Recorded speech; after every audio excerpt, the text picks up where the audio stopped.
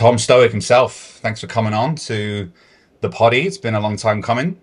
Appreciate it, man. Appreciate being on it. Appreciate talking to you. Funny story. I probably saw your YouTube videos probably like 2 or 3 years ago, and I think the first one was you made me spit out my coffee because it was about your views on LinkedIn and how to know and use LinkedIn. And I was kind of like, yeah, it was funny because I was selling an AI system for LinkedIn at the moment. And I was just like, because it was just like, and I was like, cool, this guy's real. He knows what it's on. Yeah, bro. I mean, I'm not gonna say I'm right about everything, but I have pretty strong opinions, and LinkedIn is just one of them. I'm just like, bro, like, if you want to do that, be my guest. But realistically, if you're trying to make any money online or get any clients online, I just think there's better ways. Yeah, there is. I mean, I want to go really back because we're obviously both from the UK. I mean, I grew up in Brighton. I think you grew up in London.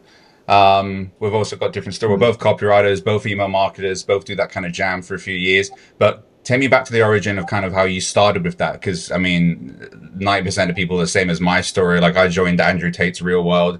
There was copywriting. I was like, what even is this? And it was like a coach, and he was like the most boring guy in the world. I fell asleep for most of the lessons. Mhm. And then I was kind of like doing the email thing, got good at it, really invested in a mentor, and then was really able to start to making some money. And I realized the gap between like Andrew Tate's Real World to a real mentor in doing it, which propelled me. So I want to kind of hear about your origin story, how you got started. Yeah, so obviously it's quite long, so I'll try and make it as short as possible. But from about 10 or 11 years old, I knew that basic traditional education and work was all bullshit, and I didn't want to do it. And I never wanted a job. I never wanted to do anything traditional in that sense. And I was always looking for some sort of way to make money and not do it in the traditional sense. And I thought the way I was going to be able to do that, for those who don't know, was through golf. I tried to be a professional golfer. I'm sure some people watching are athletes or are trying to be athletes. And I just thought, fuck it, I'm going to be a golfer. I'm going to make millions. I'm going to travel the world to play golf, have an amazing life. It's going to be great. And what I did was I went to an academy for about 5 years. And obviously, because you're from the UK, from about January to March, the weather is just wank. It's just shit. Literally cannot. It's just depressing. You cannot play golf. And so what we did was we moved to Spain for like 3 months, which is great. And in this period of 3 months, this was about 4 years ago, I needed to pull something off. Like I needed to win a competition, get a sponsor, do something so that I could basically live. Because broke as a joke, no job, family, so I was fucked basically. And so we go out to Spain, and about halfway through the trip, I'm like, this ain't gonna work. Like, I have no money, nothing's working, I'm not playing well, no sponsors want me, no competitions are being won. And, I'm sure like every single entrepreneur's origin story, we just sort of look at our screen or look in the mirror and think, like, fuck, like, what are we gonna do? And that's when, in like a last ditch attempt, I literally just Googled online how to make money online, orthodox ways to make money online. The sixth or seventh thing that came down was copywriting. And it was free to start. You just needed Wi-Fi and a laptop. I knew all three of those things, and I just went fucking head first. Wasted no time, and from there, just scale. Yeah, I watched one of your videos, and you were kind of talking about that sense of when you really dove in, where you would like literally have headphones in, you would be listening to copy podcasts like for the 3 hours before you went to bed. You were just living and breathing it, and I think we all do that because it's like a carrot dangling in front of us, and it's like tangible there, and we're like we could escape this 9 to 5. And I mean, I'm from the middle of England, like an hour up from Luton, which is a rough area, and you work in factories and you do this, so my goal was always to like, God, if I can just leave my 9 to 5. So yeah, you fully immerse yourself into it. You got good really quick, and it seems that a lot of copywriters like they get sold the dream. You know, read a book, listen to a podcast, and you'll get a 5K client next week. But it does take a lot of work. How you got your first client quite quick? Yeah, so I started literally like the middle of January, maybe early January, and by February 5th, I had my first client. And the reason that was the case is because, like I said, I just went loopy. Like, I don't know about some people. I just went crazy. I gave up my whole life. I was emailing, DMing, writing, listening all day, every day, nothing else. And then on about the 5th, I think it was 5th of February, I was just scrolling Twitter, and some dude was like, "Yeah, I'm a copywriter." Hit him up immediately. 2 minutes after the fucking tweet came out, DM'd him. He was like, "Bro, let's hop on a call." Back, signed him. That was arguably like the happiest day of my life. Like, could not describe the elation. Like, most people when they make money, it's like, "Holy shit, that happened." Yeah, yeah. Like this is real. I mean, I know London. I mean, I've worked in the London, American markets, Europe, Australian market. They're all very different. Did you find like London a hard place to make it, like quite cutthroat, or it didn't matter because you were just contacting clients around the world? I was contacting clients around the world, but you do make a good point. Like the UK as a whole, for anyone that's not from the UK, we just have such a crab mentality where it's like if you're doing well, someone in the UK is gonna be like, "Fuck this guy, I don't want him to do well." Like that's just the society we live in. Like America's not like that. America are probably the closest people to you people in the UK. America's not like that. If someone in America is doing well, they'll be like, "Go for it, man, you can do this, this is sick, keep going." In the UK, if you're doing well, you'll literally be like, "This is too good to be true, you're gonna fail, hope you fuck up, hope you." The mentality's not there. And so yeah, I looked for clients all around the world. They are everywhere. Like if you're online, you can find them all over the place. It's not that hard. Yeah, of course, of course. So, I mean, you've come up with quite some conventional methods for kind of signing clients. I mean, the $1 million question in 2026, because I personally find it's getting harder to sign clients, not because the obvious reasons people expect. It's just that people's sales guards are going up higher and higher. Everyone's being sold to who isn't a coach, who isn't running ads, who isn't a copywriter. So as you become more advanced, your outreach tactics become more advanced. So, I mean, you're kind of through your socials saying you've come up with kind of a theory. I mean, you don't have to share it, but what are you finding is the best kind of method to sign clients in 2026? Bro, fuck it. If you're nice enough to invite me on here, I'll share. Here we I go, don't care. exclusive. All right. So the reality is, all right, if you're trying to do outreach, you're trying to get clients, not just copywriting, but any sort of industry. Like if it's an online freelancing industry, everyone's starting to realize outreach is just getting difficult. Okay? And that's down to three reasons. Okay, number one, and the most important, trust. No one trusts you. I check my DMs, you check your DMs. Everyone's full of shit. Everyone's scamming you. Everyone's being scammed. It's a bot. It's a teenager from India. No one trusts you. No one believes you can do anything. You can fake invoices, fake testimonials. Like the trust online to get clients has just vanished. And because of that, it's so hard to even get the opportunity to pitch someone, even if you're good. Like I know copywriters that are amazing at writing. They just can't get clients. Why? Because no one trusts them. We're in a trust deficit, unfortunately. Which leads me to number two, which you just mentioned. Clients as a whole, they're getting savvy. Like they kind of know the game now. Like someone's DMing me, I check their profile, I know they're going to pitch me, or I know they want something, or I know they want this, and they're just sick and fucking tired of it. It's just endless again and again and again and again and again. That just makes it difficult because there's so many people trying to pitch the same people every single day. And then number three is literally people just getting sick and tired of it. Like for me and you, like say we're good at what we do, and there's a few other people watching, they're good at what they do. Like they're a net benefit to the industry. But for every one of us, there's like 100 dickheads, which are just ruining the brand image or ruining the industry and putting a bad taste in the mouth of clients. And that just makes it harder for everyone. So with those three things, like, yeah, no surprise. I mean, I've done the research, I've done the statistics. Like, if you want to get a client nowadays, it's like 500 DMs close rate. Like, did you know that? 1%. For every 500 DMs you send, like, maybe one person. Like, and you're wondering if it's so difficult. It's because there's literally no trust. Everyone knows the game, and they're sticking out of our asses because they see it Yeah. every day. And so I was like, yeah, exactly. So I was like, what the fuck are we doing? Like, is the industry fucked? Are we all dead? Like, we never going to get any clients? And yeah, I just sort of looked at the industry and I was like, oh, there has to be a different way to do this. And by sheer coincidence, about 4.5 months ago, I was in London and I was getting coffee in the Bulgari Lounge, which is a nice hotel for those of you who don't know. And I was just sitting there having coffee, doing work, doing client work. And after about 15 minutes, I locked eyes with a guy that must have been 15 feet away from me. He was sitting there on his own, doing his own thing. We started chatting, talking about what he's doing in London, the state of the UK, the politics, what's going on, what he's doing, what I'm doing, etc. Anyway, turns out this guy runs a $10 million a year business doing import in and out of Spain, furniture, some fucking crazy business you would never have guessed. And after like 15 minutes of talking to him, he goes, "What do you do?" And I'm like, copywriting, like marketing, etc. He's like, I need that. And I was like, what? So you do $10 million a year. What do you mean you need my help? Yeah, my marketing, my back end, some of my referrals. He was just saying some shit that he didn't have a fucking clue what he was talking about. Anyway, long story short, took his details, spoke over the phone a bit, signed it. Like the easiest client I've ever signed. On a 5-figure retainer, right? And that made me think, oh fuck, like this is the better. Like getting clients in person, going into this new year. Like I'm giving free game to everyone. I don't give a shit. I want to get clients. Go to Bali, go to Dubai, go to London, go to these nice places, and just meet people. If you have the skill and you start talking to people in person, client acquisition is butter smooth. You Yeah. know, trust is super high.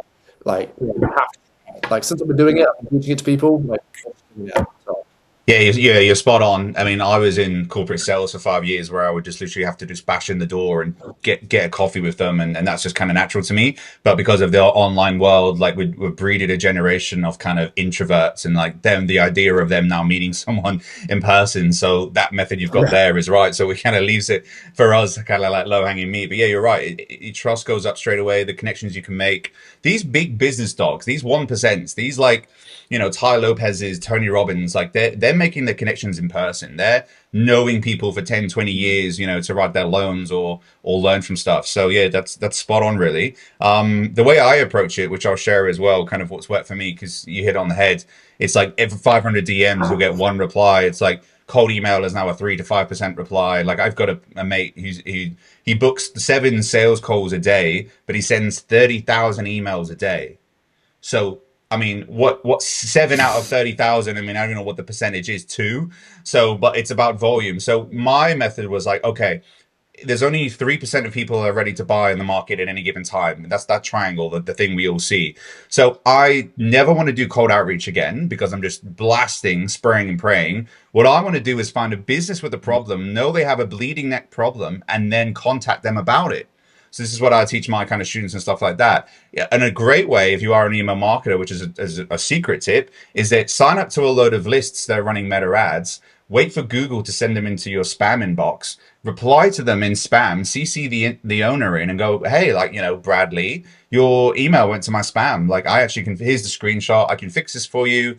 And boom, that's a bleeding neck problem because a lot of these guys and influencers are running a meta ad and their funnel is an email download or an email sign up.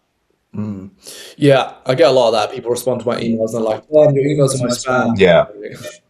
No Some big deal care and for me, some but like, don't. I understand. Like, it's a good way to Yeah. get in. It's definitely a good way to get in. Like, I can understand that probably works for a lot of people. Like, oh Mm. fuck, my emails are going to spam. Like, da da da. So Yeah, that's yeah, definitely smart. for sure. Yeah, I mean, I signed a broker today in Australia because he's putting 60K a month into Meta ads, and he's getting appointment setters to call up the lead as soon as they come in within 3 minutes, which is the best thing to do. It's what Alex Hormozy said. It increases like within the hour, do it. But his lead magnet is downloading a free PDF, and he's like, no, Neil, no one's getting this PDF. Like it's an absolute headache. And I was like, had a look. It was an active campaign. Nothing with all the domains weren't set up. So yeah, and that could be anything. It could be their ads could be, not as good. You could be speaking to people at parties and they need it, So yeah, you're right. Things are always evolving in the outreach sector for sure. I've done some crazy things. I mean, I know people that have sent physical packages with like boxes and the outreach messages on a card, and then they open it and they have to read it, and it's like the curiosity just kills. Yeah, but like that's the thing, right? When you want to be successful in anything, this is like a mantra I have in life. Whenever everyone's doing something, I instinctively think, "Fuck that, do the other thing."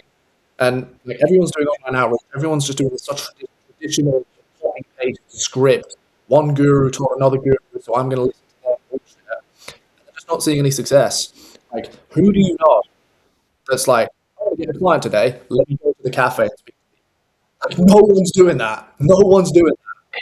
And because of that, there's a massive hole, and it just becomes super. Like, obviously, some people are introverts, some people can't communicate, some people are shy, etc. You can get over all of that, and that's a skill trait. It's been proven. So if you just learn to communicate better, you learn to overcome.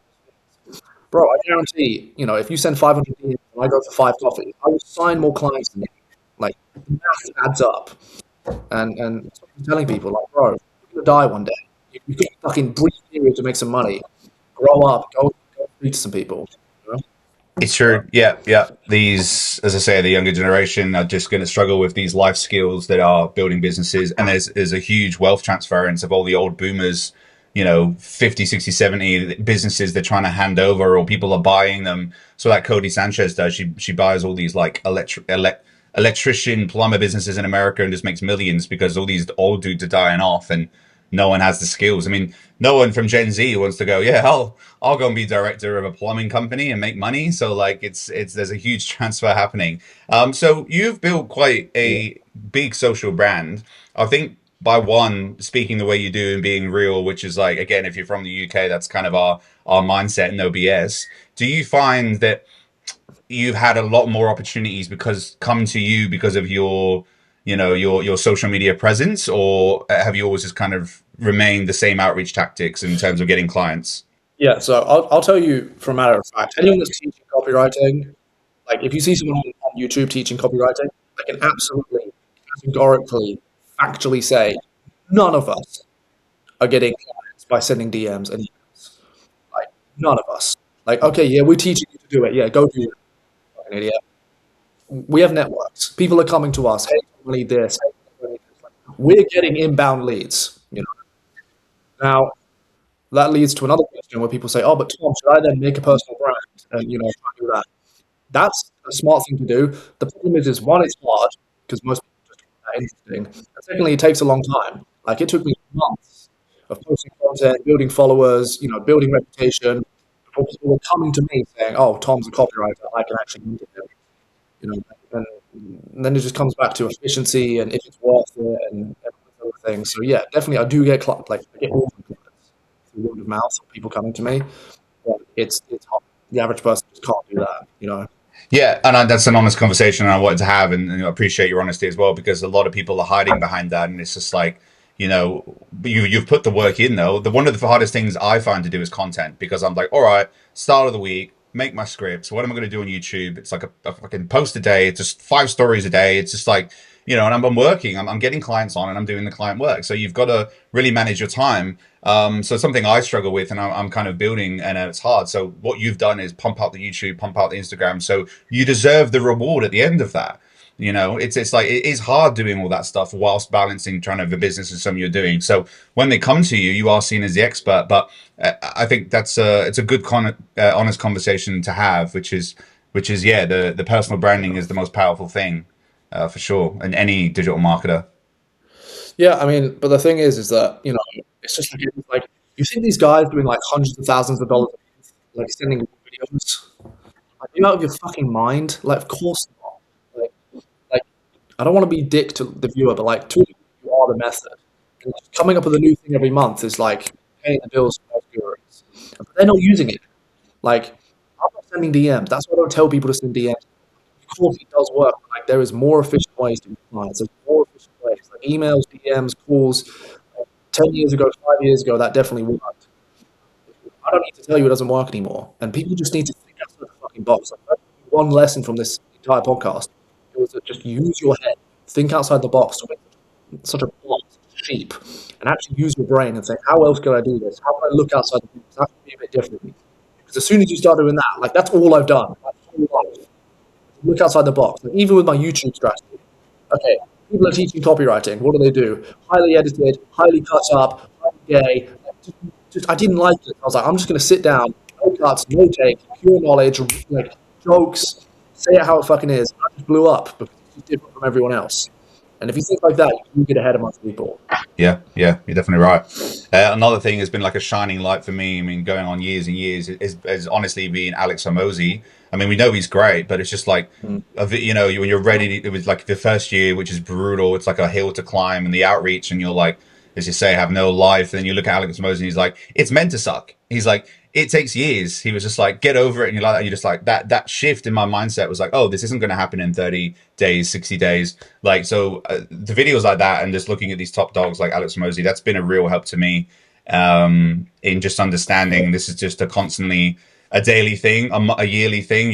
It's just getting better, every percent, and you're actually just outlasting everyone because what's the percentage? It's like 60, 80% people give up after 3 months or something. So if you can just outlast someone and do Yeah. something long enough, I mean, I've got a friend in Bangkok from Australia, and he's killing it with pitting VAs like from the Philippines into tradie businesses, and he's making good money. But he's just been doing that for 5 years, so he's just done something for so Mm. long that it's just compounded. And the same thing with copy. There's a copywriter in New York. He charges $80,000 for a landing page, for a sales page, because of who he's written for in the Mm. past and has that success, and he can charge that. That leverage is just insane. 80K for a page.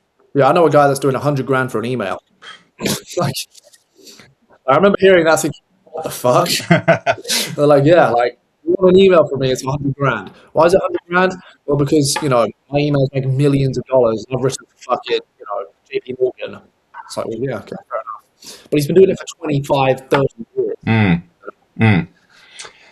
So I mean, actually, on the so just yeah, yeah, do it. before we go ahead, I literally made an Instagram story today or yesterday when you talked about just outlasting people. This year, I don't know what it is.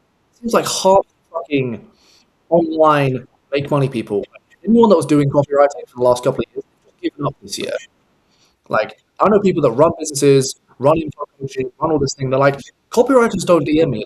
Like, what the fuck is going on? And most people have just given up. Like, they tried it for like 2 years, maybe a year, and now they're like, let me start an AI agency, or let me start a copywriting agency, or let me start something else. Like they've literally given up. And I mean, that's good for us because if you keep going, the demand hasn't gone. The competition's just coming on. Just give up. So it's like you need the momentum to succeed. Yeah. I don't know if you know the emails, you probably obviously do, the email software Active Campaign. But I actually spoke. I was a guest speaker yesterday at their event in Australia, so they invited me from your favorite LinkedIn. Yeah, I just basically done this hour on email deliverability, and it was right. I was like, cool, and it was like, trying to make me partner, as in like if I get anyone on their software, I get an affiliate link and all that. But I'm not really bothered about that. But anyway, the point I'm making is that the room was filled with agency owners, like marketing agency owners. And I mean, I'm not trying to be horrible, but like the gap of knowledge was just like I was talking about some basic stuff like setting up domains and connecting your domain to Active Campaign and deliverability and stuff like that, and no one really had a clue. And it's like again back to the point, like these people just had marketing agencies for 10 years back in the 90s, and they're still doing SEO and they're still kind of making it. So if you just get your head down and kind of really learn your shit for 6 months to even a year, you're going to be so far ahead. It's insane. Mm. Yeah, but most people just don't have the fucking like, bro. We live in TikTok generation. Like, no one's doing that. You know what it is? It's just they're fucked. But the way to add it up is that what they don't is like as someone said a saying which is like just sat on me, and it's like it's almost it's lazier having a job. I think Andrew Tate said this. It's lazier than having a job than it is trying to start your own business, because just going to that job every day, you're on like a zombie mode. You just clocking in. There's a routine. You're told what to do. So I said to someone, I met someone who was like, "Oh no, I did this amount this year." And I was like, "You don't impress me. You work for JP Morgan, a company that's been built 50 years ago. You got given a name badge from a company that's already up here, got told what to do, and you made their money. That doesn't impress me. Like impresses me is get a laptop, go and start your own business with your own name, bring that money in. Like that's impressive to me." Oh yeah, it's easy to be told what to do. It's easy. Just turn up. People tell me what to fucking do. It's great. I don't have a choice. I have to do it, otherwise I get fired. When you have to make your own money and no one's on top of you, like on the weekend, like what day is it today? Wednesday. I work a weekend. Yeah, You know, same. you work a weekend too. I don't look at it like, oh, Friday, brilliant. Yeah, No, yeah. things need to be done regardless of how I feel, regardless of what day it is. I went skiing, fucking work in the morning, ski in the afternoon, work in the evening again. Like, this is the time most people don't understand, but that affords us the freedom to do what we want. Yeah, yeah, The discipline to decide how much we yeah, yeah. It's most people the tell me. outweighing the job for 40 more years in retirement in a fund that I can't even access till I'm 68, and the UK keep raising the age to bloody like 68, 70, or spending a year of absolute pain, no dates, no girls, no social life. It was like, that's what I did, and it was brutal. And it's even, I had this on another podcast. I was saying to someone, it was more brutal for me because like we just came out of COVID. I was like locked in a mountain in Vancouver in Canada. Like I just moved there and COVID hit, and I was like trapped on my own. And I wish I was doing copy then or whatever, because I just had, it was like a year to get your head down. But we came out of COVID and then I started that transition then. So it was like another year stuck inside, just, you know what it is, the grind and the books and this and that, and just going gym every Yeah. day. So it was brutal, man. I was just like, fuck, I've just, it's like 4 years of my life I'm sitting inside, but I knew I just had to do it now or never, you know. So yeah, Yeah. I know No, so many I don't. people don't last that year. Yeah, I don't know what it's like in Australia, but like day to day corporate 9 to 5 life just didn't make sense to me. Like from a young age, like I speak to people and they'll be like, "All right, I work my job 9 to 5. I have no free time, no spare money. I do it for 40 years so that I can afford a pension. What the fuck is a pension? Oh, a pension's the money you have to live off when you stop working. Like, what the fuck does that even mean? Like, surely you should have enough money in your career to then live off. Like, what the fuck? I don't understand it. And then you get a mortgage, you buy a house you don't have, and then you pay that off, and interest goes up, and the inflation rate's outpacing your wage, and you're just constantly in debt forever. Like, but people do this, and they're like, oh, I'll just go along with it. Like, I couldn't fathom that. Like, but most people are just plugged in. I guess I just didn't understand it.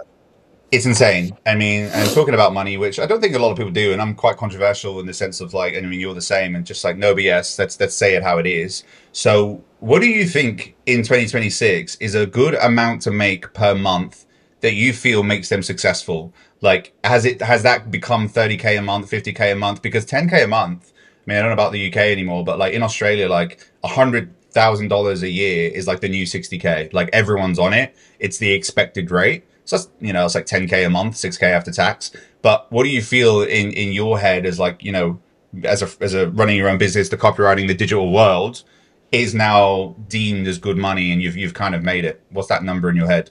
It's so strange because online it's one number, and offline it's a completely different number, and it really depends on who you speak to about this. Because your aunt or your uncle will be like, "Make $5,000 a month?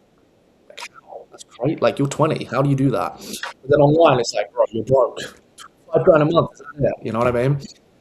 In my opinion, like good money.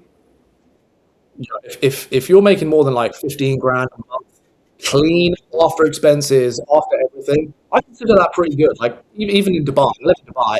Like you're living all right in Dubai. You have a nice flat, 2 bed for a year. You can eat out. You can do what you want. You can fly around, etc. That's not bad. Clean. I'm talking after expenses, um, and that isn't that difficult. I mean, I know some people are like, "Holy shit, it's that difficult." You can do it.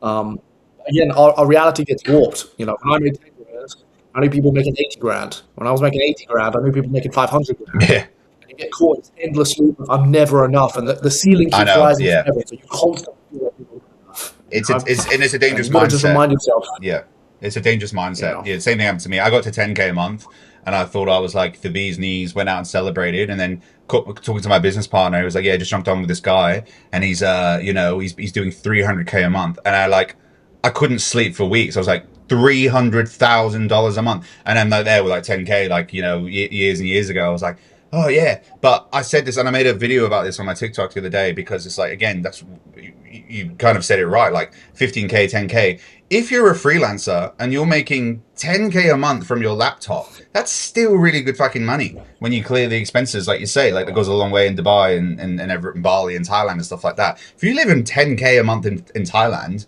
you're like a king. It's insane. So yeah, yeah, people go, if I'm not making 10K, 20, 30, 50K a month, I'm a failure. But it's better than most jobs as well, because I mean, I know it's like 5 to 8% are on $100,000. Sorry, dollars, pounds. It's been a while, a year in the UK. So that 150, 180K mark, that's like 2% in a job. That takes like 30, 40 mm, years as like being an old man to build up to. So if you can hit that 10, 15, even 20K as a freelancer within a year, you're on more than doctors. yeah. And also, I mean, I don't know how you view money. I always just like freedom. I just want to Yeah. do what I want, go where I want, not listen to what I say. Like, I would rather make 10 grand a month, do whatever the fuck I want, than making 50, but you have to go into JP Morgan and Canary Wharf every day, and you have to listen to someone, you have to be there, and you get this many days of freedom. Like, freedom to me was the ultimate goal. Yep. So, if some people are watching this, I need you to understand these guys are doing like 200, 300, 500. I know a guy doing $1 million a month, He's miserable. Like, he doesn't have a life. You need to understand that the amount of money you make cannot be traded off for the life you want to live. Like, brilliant. You make loads of money. You don't have a life. To maintain $1 million a month is fucking obscene. You've got a team of 15 people, you're paying payrolls, you've got to keep NRR every single month, you're grinding, you're stressed, competitors, it's constant stress.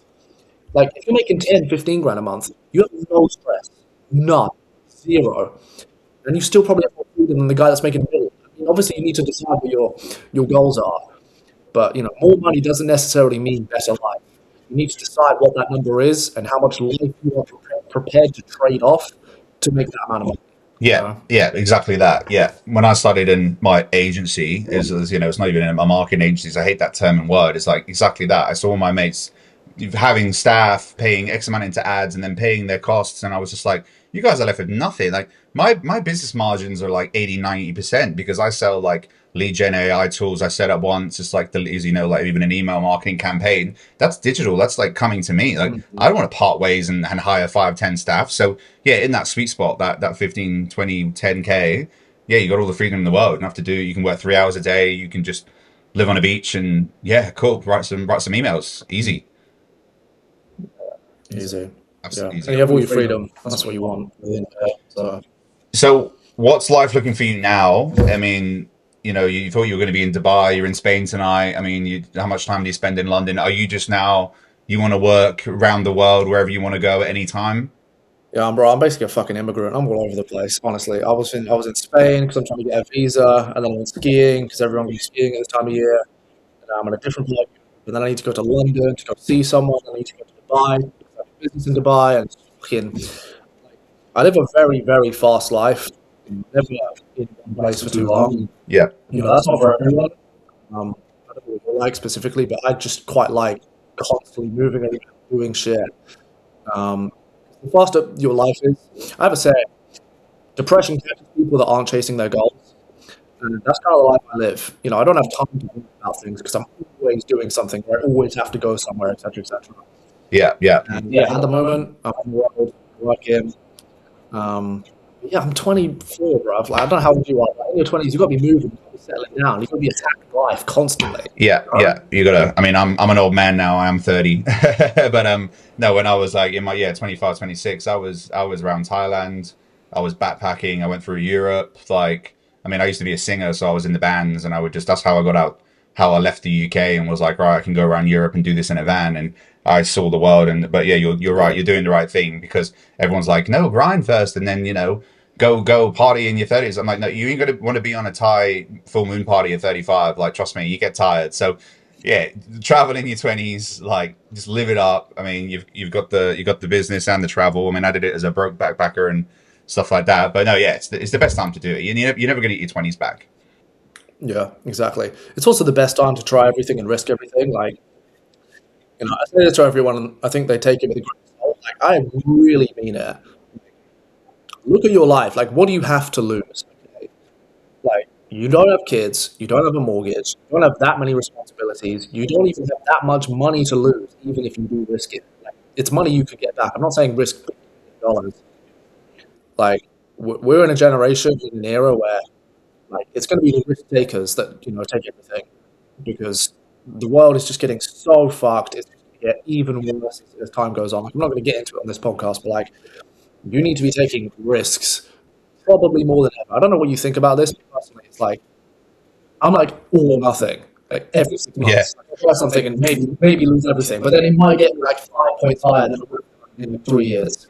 yeah. Um, 'Cause that's just the way I think about it. Yeah, no, I'm definitely the same, and that's that entrepreneur mindset, isn't it? And I think what helped me is that when I moved from the UK to Australia, it was like literally we'd be like sleeping on beaches. I think I went through 20 jobs in like 6 months. It was like just doing bartending, construction and all this stuff. So that risk mindset, it was just like I didn't care. I didn't care where I slept. I didn't care what job I did because you can lose your job tomorrow. I didn't care about any of that stuff. So when I did it with the copywriting thing years and years ago, I had actually lost my job. And I said to myself, and I sat there and I was like, it's a gun to my head. And I was like, you've got 2 weeks to get a client. or you're going back to a 9 to 5. And I had an X amount of savings, and every day that pressure, I think, was like the best thing you could ever have, like a gun to your head. I mean, I actually signed the client from a cold call. I did like 500 cold calls. I called every personal trainer in Australia, and just was like, yeah, what you doing with email?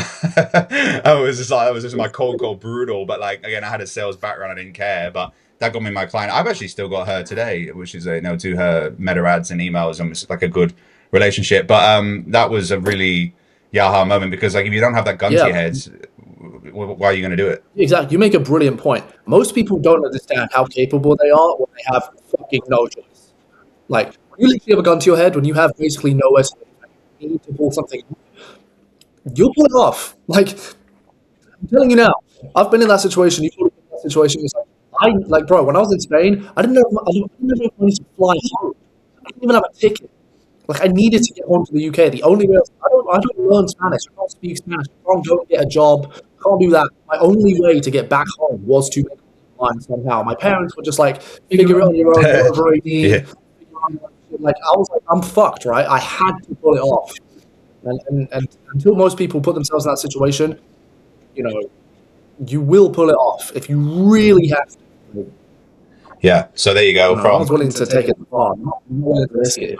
So new method to make it from Tom and Neil is move to a country on your own for a month, and then get a laptop and see how you go, because I was like that. My family lives an hour above London, so when I was in Australia, I like didn't have any, no family, no nothing, and I was like, this is it, like, miles and miles away. But yeah, it does work, and I think a lot of these people like living in their parents' basement still at like 26, 30, even 34.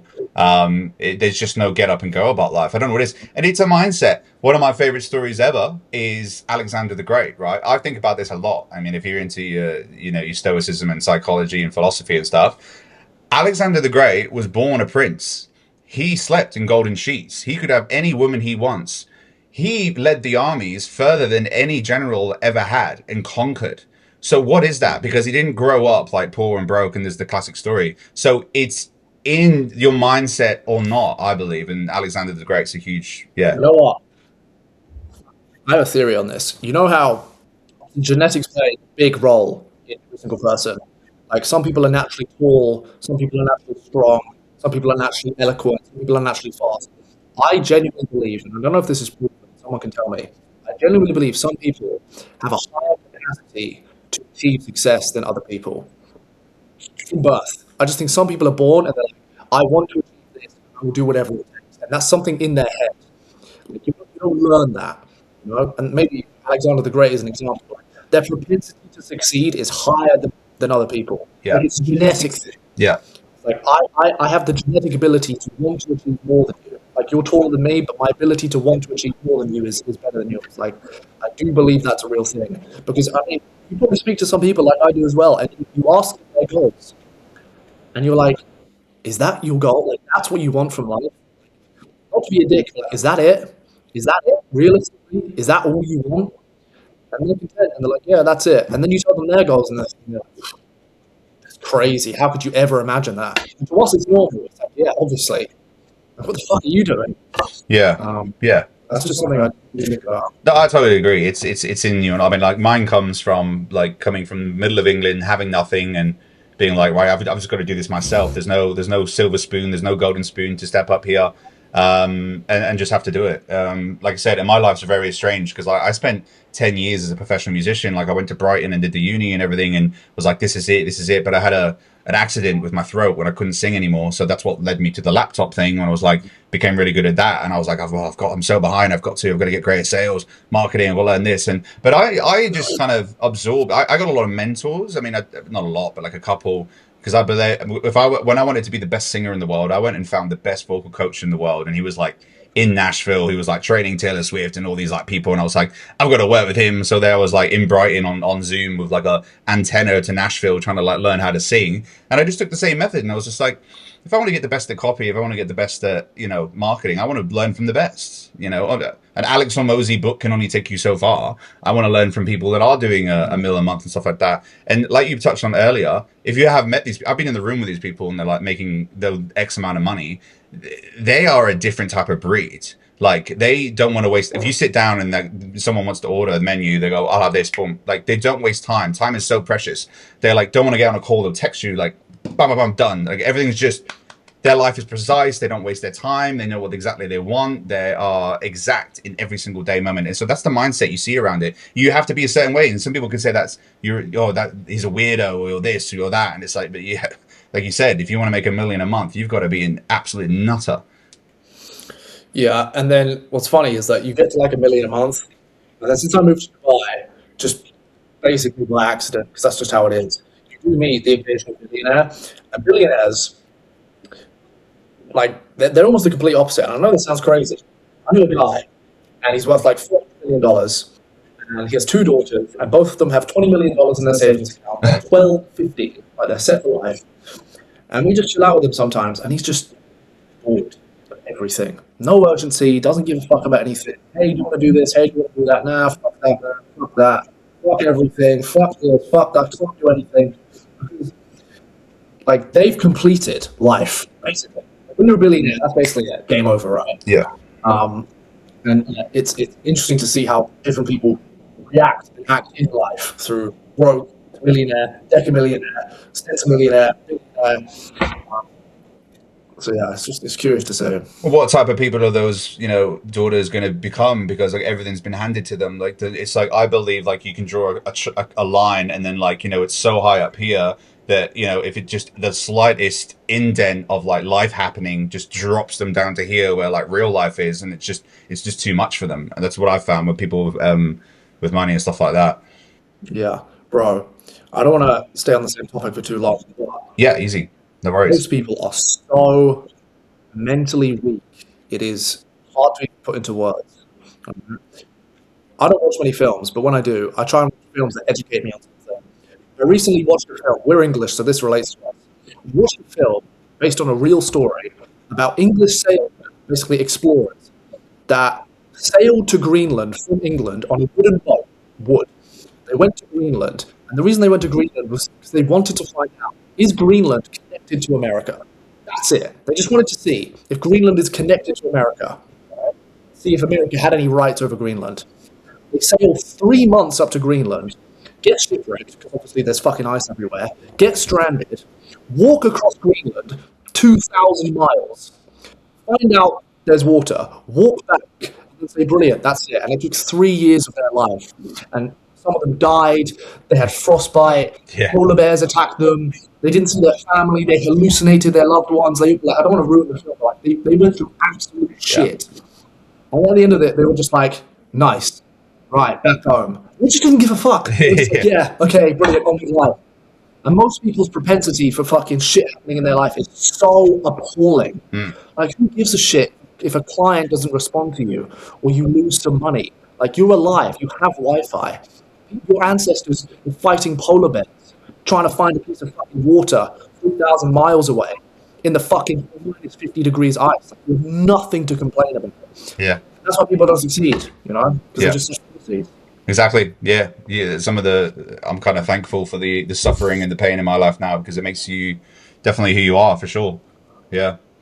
Cool. Yeah. Well, look, I wanna end on the controversial topic for most copywriters and digital marketers, which is AI. How do you feel about it? Do you use it in your everyday life now? Do you feel like it's a threat? Like, Yeah, so I'm actually man enough to admit when I'm wrong. In 2024, maybe 2023, AI came along and I was like, yeah, I think we're fucked. Like, business owners are just going to use AI. We're not going to need copywriters anymore. We're fucked. All right. But what actually happened is that AI came along, businesses still hired copywriters, and the copywriters just used AI. That's basically how it went. Now, I don't think AI is going to replace humans as a whole. It will replace the humans that don't use it. So the people that do use it will replace the people that don't use it. It's just tools, right? If I'm trying to dig a hole and you're using your hands and I'm using a spade, I'm going to beat you. And so, no, I don't think it's a threat. I think it's a threat if, one, you're arrogant and you don't want to learn about it, or two, you just don't utilize it correctly. If you use it, like, I use it. Of course I use it. Radiation, ideas, briefing. Like I Yeah. use it for other things, Yeah. Yeah. and that's a lot of time. Of course. Yeah. For me, So yeah, I don't say you rely on it, but yeah, I do advocate it because you're just going to get fucking left behind if you don't. yeah, for sure. The way I explain it is quite funny. He says, "If you ever seen Minority Report with Tom Cruise, and he like uses his hands to like throw these like screens out, and it's kind of like my brain and my ideas, and I'm like, if because every human gets writer's block or stuck, and I'm like, all right, AI, give me 5 ideas on this, but that was still my original idea. I've then just picked the idea that I've liked from AI, and then I'll write about that. So it's kind of like it's just tools, like Yeah, taking me to the next step and stuff like that. So yeah, it's like another brain that I can kind of bounce off of. I mean, accountants or business consultants are going to be made renderless because I had like an amazing hour chat about my business and it, where my bottlenecks were, and it just knew so much. And I was like, we would have had to pay 200K to a business consultant for that, and it just gave me all the answers. I'll tell you what. I was speaking to this about this to a friend. I think AI is the biggest IQ test of our generation because there's two people. There's people that are going to make loads of money and become smarter with AI, and there's people that are literally going to become. I don't want to like swear, but like, they are literally going to become brain dead because like, studies show people who use AI in the wrong way, the grey matter in their brain Yeah, yeah, I've shrinks. seen that. They rely on it too much. People like me and you were like, okay, I want to find out about this. Tell me everything about it. Quiz me on it. Let me learn. Let me find out. Bang, okay, I've learned that. I have this. I need to do this. Help me with this. Let me like. We're not relying on it. We're utilizing it, and that's the difference. And the smart people in the world are going to get smarter and richer, and the dumb people in the world are going to get poorer and dumber. Yeah, It's the same fucking tool, but yeah. like the way you use it is going to alter the way your life has a trajectory. I You know? mean, yeah, for me as a digital marketer, it's made my life easier. Like I can build a landing page in an hour. I can do full on email kind of campaigns. It saves me getting staff. I just do all the, I can do it all myself, save my time. And the way I sell my AI products to clients is more about like, you're buying back your time. You as the business owner are too busy. So I'll set up this, campaign, which is technically AI. It's automating the messages, whether it's email or LinkedIn, it's set up once, and then that's just bringing you in clientele. So it's like I've just saved you hours of lead gen, and it's technically using AI. So that's the way I kind of mirror it. But no, it's a really impressive tool. It's becoming insane. I know a lot of copywriters use Claude. Yeah, I've got a copy bot that was given to me by someone who's a definitely a top dog, and he has trained this copy bot with like the best copy in the world, and it just writes amazingly. And that's just all I use. I don't want to have like 50 different things. And I made some new meta ads with Google Gemini the other day that would just blew me away. Like images, it was like a gladiator video, and I just gave it a prompt, and I was just like, yeah, it's crazy, but yeah, it's just tools to amplify how good you are or whatever you already because the copywriting thing, it's like you can't just go write me a book. Like it's the information you feed it. Mhm. And as copywriters, it's kind of like you still have to check the how it's ending, how it's starting, the hooks, the whatever the templates you're kind of using, because AI will go, oh, no fluff, just a thought, honest question, and it will just keep doing these phrases that it's AI, and it just that doesn't ever change. So it's like you need that. The Yeah, way I explain it, if you had a nuclear plant and these like mechanics were stopping the town from being destroyed, if an AI armed robot came in and started lifting the plutonium itself, those guys would still need to be there to check that arm is doing it right. Otherwise, the town would explode. So that's the yeah, way I explain it with AI and copywriting is that, yeah. you know, It's like the industrial revolution. The industrial revolution happened, and all the factory workers thought, yeah, "Oh fuck, yeah, like we're gonna be out of a job." No, you're just gonna be working the machine. Like, yeah, yeah. it's kind of the same thing. Yeah. So, And like I said, because I'm a dinosaur now, when I actually was born, I was talking to my sister about this. We didn't have the internet. We didn't have like a computer. I mean, I remember the earliest memory I have is Pokemon Red and Blue on the Nintendo Game Boy. But I'm saying the that gave PS, me, right? yeah, Yeah, yes, that gave me skills to talk to people and go outside and still, build those skills now that are like top tier in 2026 because no one can do sales or talk to people. And I'm like, I'm glad because I'm glad I've not yeah, been. Kids now have got an iPad and they're like 3 years old, like attached to it, and they scream like when they take them away, and it's like, oh my god, it's like you are addicted to the online world. So, I mean, I have these bouts where I'm like, all right, I've done my work. I've climbed a hill. I obviously have to do my work every day, but I want to step away from the laptop. I want to go down to the beach. I want to like switch off. I want to like just go to the gym for an hour and I don't want to be disturbed. And I think not many people have that. They've always got to be switched on somehow with a watch or a phone. And I'm like, no, man, like give me some hours. I want to like read a paper book. I want to hold it in my hand. I want to like disconnect because like, yeah, it's not good for you. Like just constantly being in that world and looking at a screen. Yeah, again, it's kind of like the AI thing. We use this for work to make money, etc. But I'm not working. I'm not on my phone. I'm not on my laptop. I'm doing something else. I'm walking, or I'm playing golf, or I'm at the gym. I really try to not consume content.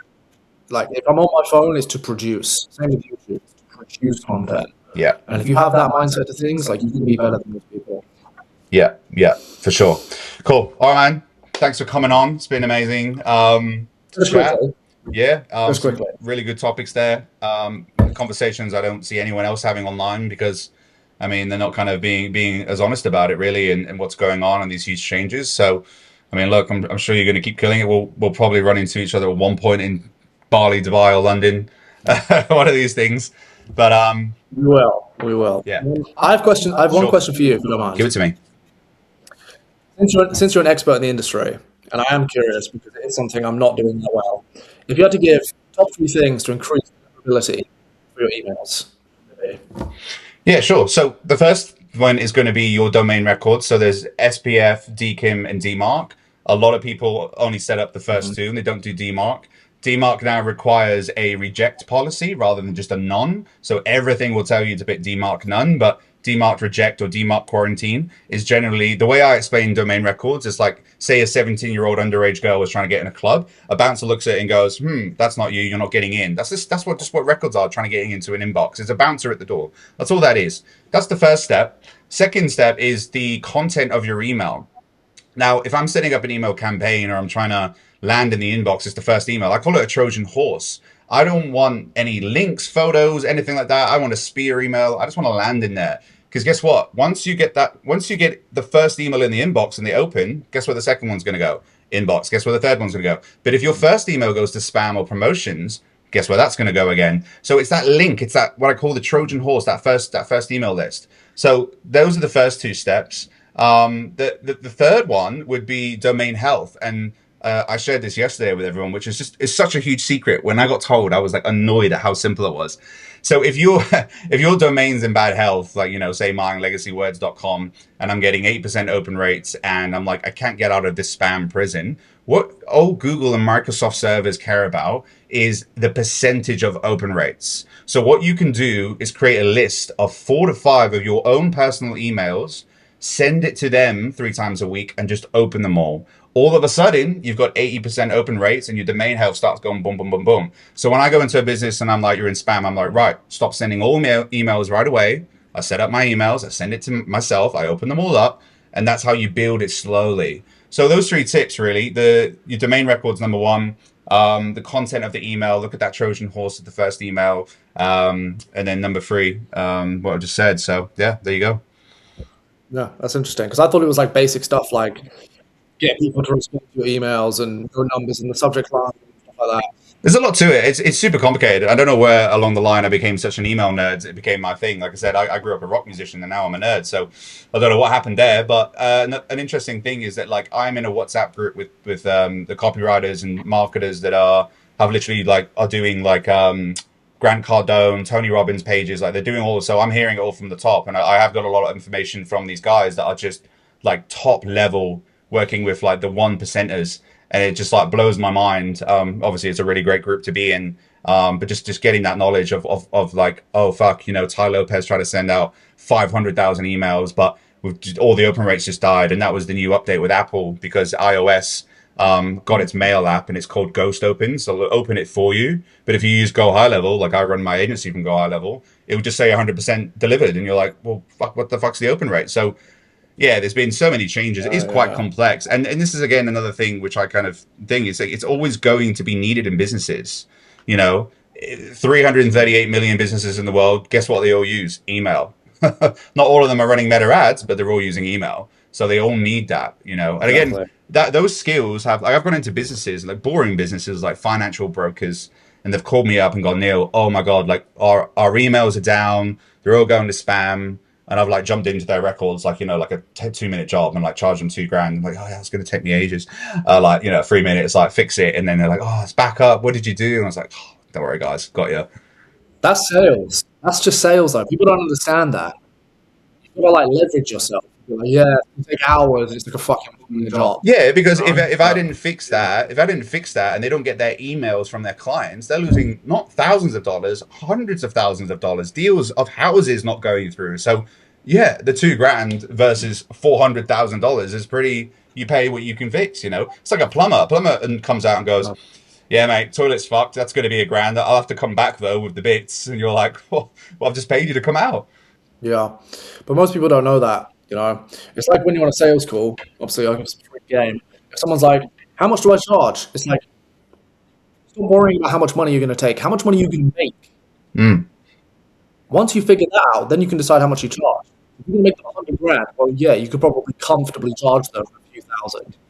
But if you're only going to make them $500, well, you can't charge $500. You know what I mean? Yeah. I've actually, I love the saying, which is charge as much as you can without cracking a smile and feeling uncomfortable about it, because like that's just got rid of all these low tier clients for me, and I charge high premium prices, and it brings me in high premium clients, and I'm like so dedicated to my prices now. Like I wouldn't do a job for less than like $1,800 these days. I wouldn't get out of bed for it.